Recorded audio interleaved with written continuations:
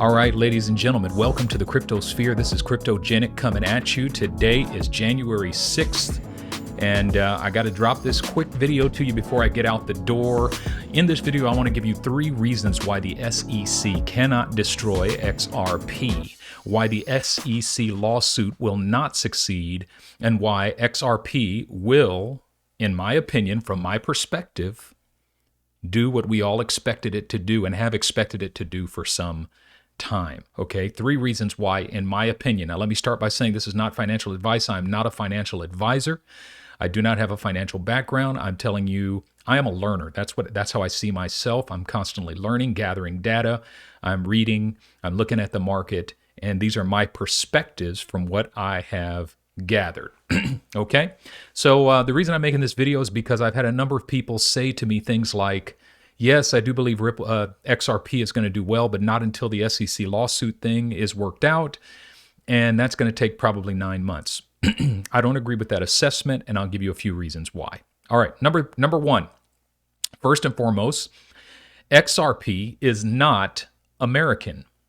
The SEC is a U.S. governmental organization, and XRP is not an American organization. It is an international asset. 90% of it is owned and traded outside of the United States of America, so there is no way that the U.S. government can destroy an international asset or an international entity like XRP. If the U.S. government had been able to do so, they would have done so a long time ago. They would have destroyed Bitcoin. They would have destroyed Ethereum. They would have destroyed Litecoin. They would have destroyed them all already. But they cannot, because these are international assets that are owned and traded, bought and sold around the world.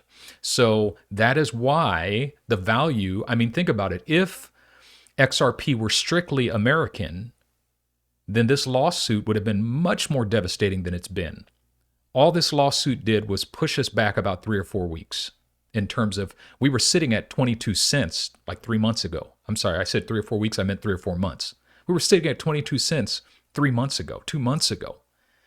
And, back in November, I started buying in at 22 cents and adding to my portfolio because I just had I had the same sense I had in December of 2017 that XRP was getting ready to rise when I saw it sitting at 18 cents.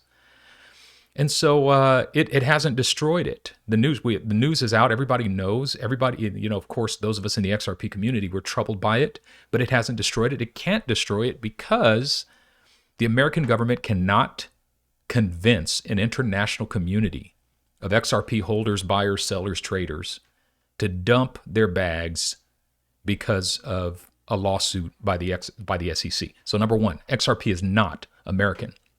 Number two, XRP is not Ripple. That's an important point to make. The SEC is not suing XRP. The SEC is suing Ripple. Ripple is an organization. XRP is an asset. It's important for us to acknowledge this because what this means is that even if Ripple is destroyed, XRP will continue to thrive. XRP can exist without Ripple.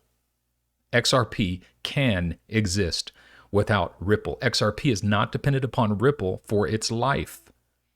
Matter of fact, there is no cryptocurrency that has an organization that is its lifeblood, that it depends upon the existence of this organization. If that were the case, it wouldn't be a cryptocurrency. It would be a security. And that goes into my third reason why this SEC lawsuit cannot destroy XRP is because XRP is not a security. It's not a security. It is a utility. It's a utility token. Everybody knows that. Around the world it is known. Even other U.S. governmental organizations know that. In other words, the lawsuit is going to fail. Now, other stuff in the lawsuit about, what Ripple leadership did, dumping their XRP on the market to tank it, selling it to institutional investors for a discounted price and so forth. Maybe all that is correct, but that does not change the inherent value of XRP. That might mean that the leadership of Ripple have done some stuff that I can't defend is probably wrong. It looks like they have done some stuff that's wrong. But the way investors think, see, there's really 3 different components for determining the value and directional value of any asset. The first data source is the fundamentals. If you look at the fundamentals of an asset and say, what is the inherent value of this asset? Is it strong or is it weak? Does the product work or does it not work? Secondly, you look at the technicals. You look at the charts. You look at the technical analysis and say, what does the chart tell me about how the market views the value of this asset? And there's some people, some investors who put more stock in the fundamentals than they do in the technicals, and other investors that put more stock in the technicals than they do in the fundamentals.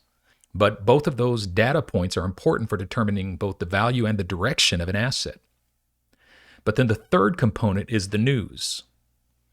And unfortunately, the news is where the vast majority of untrained individuals determine for themselves what the value of any asset is. And so when there's bad news, the untrained consumer dumps the asset out of fear.